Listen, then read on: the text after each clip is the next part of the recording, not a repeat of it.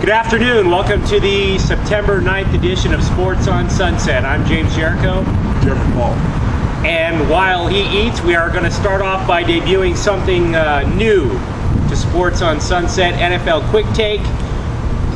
The season started basically Wednesday, but the main day was today. So first thoughts, if you like what we're saying or hate what we're saying, feel free to follow us on Twitter. He's at Jeremy Paul Says. I'm at James Jericho. Okay? First take. Ready? I think we're witnessing the death of the spread offense in the NFL. If you look at it, we had two teams that run primarily the spread get their asses they just got busted in the teeth. Eagles and Packers. Sure, Philly won, but they needed a last-minute touchdown in order to beat Cleveland. Cleveland of all teams. Get yourself a running back, get yourself a full back, learn the I formation. What's your take?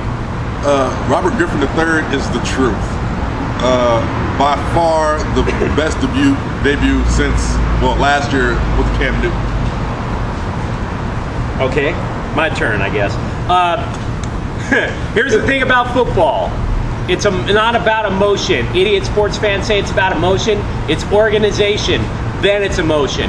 Take a look at the Detroit-St. Louis game. The organization of Coach Jeff Fisher almost defeated an athletically superior but all emotional team in the Detroit Lions. Go. Speaking of the Detroit Lions, shitty job today. Shitty job. There's somebody in my fantasy league that is not going to like them. Go. All right. I think the NFL, for the most part, was breathing easy with this whole replacement ref thing until the Green Bay-San Francisco game kicked off. Hey guys, if you're going to send the shittiest shittiest officiating team out there, don't do it on your game of the week over at Lambeau Field. Send them to Phoenix. Nobody gives a shit about the Cardinals or Seahawks. Andrew Luck, good luck, man. You're going to need it for the rest of your career. You have a shitty coach, and you have no offensive line, and you learned that today. The Bears are not that good, and I'm a Bears fan. Last take before we get to the main topic. I predicted Dallas would beat the Giants on Wednesday. I was right. Don't get too cocky. I'm flipping it. The team that makes the playoffs out of that game is the New York Giants. The reason they lost that game, they became Team Emo, looking at the banner, looking at the rings, getting all warm and fuzzy. That's one game. But Rex Ryan can't coach defense, and that is forever. Let's switch over to the main topic. What do you say? Let's do this shit. All right. We're going to talk about something that matters deeply in the black community, labor relations in the National Hockey League. What? Southern California fans are pretty happy, myself included. The Los Angeles Kings won the Stanley Cup a couple of months ago. Congrats. I was overjoyed at that. There's a chance their reign as champs might be a little longer than normal. The current collective bargaining agreement between the National Hockey League and their Players Association expires Saturday. This could be a problem. There's only been one professional sports league that has canceled an entire season over a labor dispute, and it's the NHL, which, oh, by the way, was their last labor dispute back in 2004. Before we go into the discussion, a little bit of background. The current commissioner is Gary Bettman. He was brought in to increase revenue, which he has done. He was also brought on to install labor peace, which he has not at all. There have been, if this happens, labor lockout happens on Saturday, it is their third labor dispute under his tenure, including canceling an entire year. The key issue, as always, is money, the percentage of money that goes to the players. Currently, it's at 57% of the pie, which, by the way, is at $3.3 billion now. The NHL wants to drop it to 43%. That was their first offer. Right. Then they offered to go up to 46. Then they offered to go up to 50. But the Players Association said, no, we ran the numbers. You're jerking with us. It's not 50. It's really 46. Now, the Players Association said we are willing to give up some for 3 years, but we want it to go back to 57% in year 4. The salary cap, if the NHL gets their way, if the NHL gets their way on the players, would be $69 million. The last lockout included a 24% cut in pay across the board. That's not what they're asking for this time. The NHLPA's argument, the players' argument is this: we are willing to give you some, but if you institute a hard cap where it's 46%, you've got incredibly profitable teams such as the Toronto Maple Leafs who will make an even more crazy profit, and teams like the Phoenix Coyotes who have been losing money and are currently under league ownership who will still lose money. They're arguing salary cap plus revenue sharing across the board with all teams to help out the smaller market teams. So with that said, have you ever been part of a labor union at all, first of all? Not at all. How many of your friends have been? Quite a few. Okay. You know, teachers union, that kind of thing. Okay. Have they ever been part of an actual labor stoppage? Yes, most certainly, back in Illinois. How does that affect them? They're out of work, they can't pay their bills, they move back home with mom. Teachers? Yeah. Okay. The thing that strikes me about most labor stoppages now, not just in sports, or labor disputes in sports, but in the public and private sector, labor unions now are not saying we want more money all the time. Labor unions are saying, look, don't lay off a bunch of people. Right. And I see labor unions trying to be a little bit more accommodating, most labor unions, than they were in the past.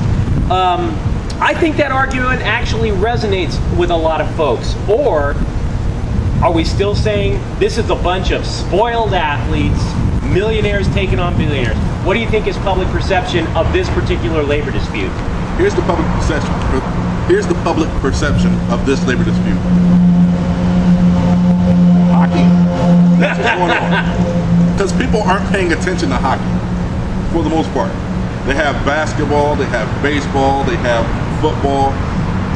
When those three sports go on strike, people are paying attention. When hockey does it, people are like, hey, we still got another sport going on right now. And that's the main issue. You're losing your audience, athletes. Not only are you putting people out of work, you know, the day workers at these stadiums that y'all play at, you're putting these people out of work. You're putting press people out of work. You're putting a lot of people out of work. And people aren't going to come back to your sport. I stopped watching for a while. And I'm a hockey. I love hockey, but I stopped watching. Were you living in Illinois? Were you living in Illinois in 2004? Yes. So you were at the beginning of 2004. Yes, I was. Okay. The reason I ask is that was the last labor dispute. Yes. So you grew up in Illinois. Does that make you a Blackhawks fan? No, I'm a Red Wings fan. That's fine. Yeah. It even still matters in the sense that Chicago is very much a hockey town. Yeah. You knew a lot of people in the Illinois area who were hockey fans. What was their general take on the Blackhawks and the league versus the individual players? Who did they side with? Well, they mostly sided with the players because they didn't know the main issue. They're like, hey, owners, these rich people, they don't want to pay their employees. They're not thinking about, oh, these guys are already making millions of dollars. But again, that 2004 labor dispute was one of the reasons that it got resolved because the players took a 24% pay cut across the board. Yeah. So even then, it was still, hey, we're siding with the players. Yeah. I mean, because I would have sided with the players. Yeah. Losing 24% of my paycheck. Yeah, they people didn't know because of basketball. That was, let's see, 94 during the labor. That was with the Bulls, right? Right. So in Illinois, the Bulls were reigning supreme. Nobody was paying attention really. Like as far as the labor dispute, they're like, hey, the Bulls are still good. And then Michael Jordan retired. So that was that. And after that, people fell out of touch with hockey. Nobody was paying attention for about 3 years. Let me paint to you a possible doomsday scenario. Because the NHL, I mean, there's hockey. Hockey is international. Yeah. And there's a lot of international people that play in the NHL. They would make less money overseas, but they could do that. European, yeah. Yeah, that's even a bigger threat than, say, Kobe allegedly going to play in Greece or any of that. The NHL is a lot of fun. The NHL is without question the #4 team sport. Yeah. I mean, they're not better than baseball, basketball, or football. No way in hell. No. Here's my doomsday scenario. They lose a year, and there is at least one other major sports league that's on very sound financial footing. Major League Soccer. Oh. it's not out of the stretch of imagination in the sense that if this happens, if they lose an entire year, guess what's coming up? World Cup. Yeah, 2014. And oh, by the way, the main is, can you see that happening? Here's the issue with that. Because you like women, you like watching soccer, maybe not pro soccer. Here's the issue with that. If the United States loses again, they're not going to the World Cup. Right. They lost to Jamaica. Yeah. So that might save hockey. Like, if the U.S. isn't in it, then nobody from the U.S. is going to watch it. What do you think the odds are in my doomsday scenario? The first thing that would have to happen is they would have to lose a year. The second thing that would have to happen is the U.S. going to the World Cup and probably getting out of group play. And then for whatever reason, people are like, you know what? I'm tired of this league going out of business, and you know what the hell? Soccer looked like fun. What do you think the odds are of that? I don't think it's great odds at all. It should be. I'm painting about 35 to 40%. Because I'm painting an absolute doomsday scenario here. It's higher than it should be. Okay. Put it that way. In your opinion, what makes the criteria for a good sports commissioner? What role should economics actually play? Here's the reason why. Kennesaw Landis was hired as the first commissioner of baseball. Economics didn't have anything to do with it. It was about the integrity of the game. Right. Economics can kind of play with the integrity of the game, but if you look at it, it's Stern, it's all about economics. Or Gary Bettman, it's all about economics. Definitely with Bud Selig, it's all about economics. And the NHL, I think, is just riding high right now anyway. Yeah. How much of that does play a role in being a quote-unquote good commissioner, or should it play a role at all? Well, what a good commissioner does is sustain his league. That's number one. What's up? What's up, guys? How you doing? Somebody open up Marty's? Yeah. Okay, cool. But a good commissioner sustains his league, gets everybody wealthy, gets players the kind of money they want, through advertising and revenue, and gets the owners the kind of money they want through advertising, ticket sales, and revenue. If a commissioner can't find a way to advertise his sport, his respective sport, and expand it beyond the scope of what it already is, then he's a terrible commissioner. Recently, you argued that boxers, when they lose time from boxing, i.e. by going to jail, that they can still make more money. Now, the NHL did make $3.3 billion last year, but that was after about a year or so being off the market as well. Is that analogous or no? Not well. I don't think so. It might not be. I'm not completely sure. Okay. Why don't you tell them what's on your mind, brother? What's on my mind is it's a football thing. In a way, it's a liberty thing, I guess. Some people believe. There's a football team that plays in the NFC North called the Minnesota Vikings, who are quite simply the worst team in our division.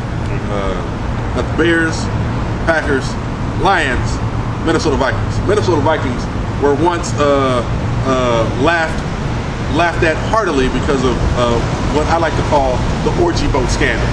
A bunch of their players were on a boat on Lake Minnetonka, I believe, having wild freaky sex with a bunch of prostitutes. I bring that up for no apparent reason, but to say this. Chris Pluy just earned himself status as the most well-known punter in the NFL. At least to comedians. Because Chris Pluy felt the need to write a politician, I want to get his name correctly, a politician named Emmett C. Burns Jr., who's apparently in the state government, and he's a state delegate in Maryland. And he took offense to a Ravens player, a linebacker named Brandon Ayabadejo, I can't pronounce this dude's name, who was campaigning in his free time, not wearing Ravens gear, for gay marriage and gay equality. Emmett C. Burns felt the need to write the front office of the Ravens and say, hey, this player, I'm offended by this player's actions. He shouldn't be doing this. Many of my constituents are Ravens fans, and we're probably going to boycott I'm paraphrasing, but that's the gist of it. So Chris Cluey felt the need to write on Brandon Amedejo's behalf and eviscerated Emmett C. Burns with lines such as it's not going to turn you into gay marriage is not going to turn you into a magically. Let me just read it. I'll get to the. It goes as such. Dear Emmett C. Burns, Jr., I find it inconceivable that you are an elected official of Maryland State's government. Your vitriolic hatred and bigotry make me ashamed and disgusted to think that you are in any way responsible for shaping policy at any level. The views that you espouse neglect to consider several fundamental key points, which I will outline in great detail. You may want to hire an intern to help you with the longer words. That's how he begins. He goes on to say, let's see. I can't even begin to fathom the cognitive dissonance that must be coursing through your rapidly addled mind right now. The mental gymnastics your brain has to tortuously contort itself through to make such a preposterous statement are surely worthy of an Olympic gold medal. The Russian judge gives you a 10 for beautiful impressionism. And my favorite line, of course,